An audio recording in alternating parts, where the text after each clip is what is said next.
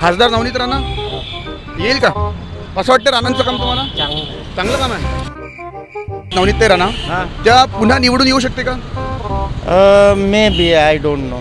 रुको जरा. त्यांचे काम तुम्हाला कसे वाटतं? काम काय दिसत नाही आहे. काही दिसत आहे म्हणजे नाराज आहेत आपण.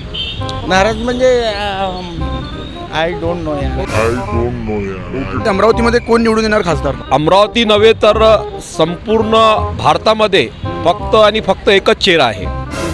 त्यामुळे लोक फक्त त्या चेहऱ्याच्या नावावरच लोक निवडून देणार. गुड नवनीत राणा निवडून येईल येईल निवडून. काम अमरावतीचे कामही चांगले आहेत. कारण बाकीचे जे पक्ष दलबदलू लोक फार झालेत नाही ते. आज या पक्षात उद्या त्या पक्षात काय कोणत्यावर भरोसा ठेवा या लोकांना. काही लोक म्हणतात की नवनीत राणांनी सुद्धा पक्ष बदलला. राजकारणात हे चालतच असते. अमरावतीमध्ये कोण निवडून येणार?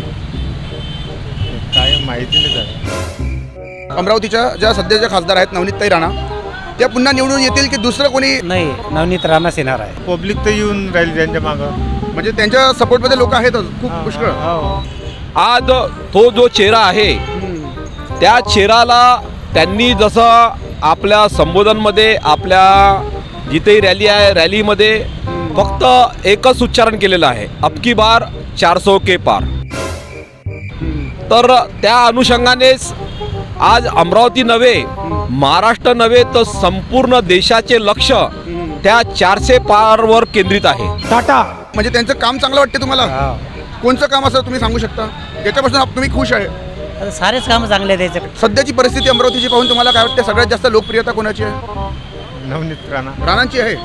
लोकांमध्ये फक्त एकाच व्यक्तीचा चेहरा आहे, तो नवनीत राणाचाही नाही आहे आणि आनंदराव अडसूळचाही नाही आहे आणि बळवंत वानखडे सुद्धा नाही आहे. फक्त केवळ आणि केवळ एकच चेहरा आहे, तो आहे म्हणजे नरेंद्र मोदीचा चेहरा. कोण निवडून येणार? शरद पवारच्या सीटतील जास्तीत जास्त पवार साहेबांच्या आणि उद्धव ठाकरेंच्या. मजा आया. त्यांचं काम तर काय आम्ही इकडे पारा मेळघाटात असेल तर माहिती बघा आता इथं मेळघाटामध्ये असं असेल तर अमरावतीचे कोणतेही कारण अपक्ष असल्यानंतर काय आता लोक तर राजकारण आहे बरं व्यवस्थित आहे म्हणा ते. मला तर चांगलं आहे पटलं. म्हणजे.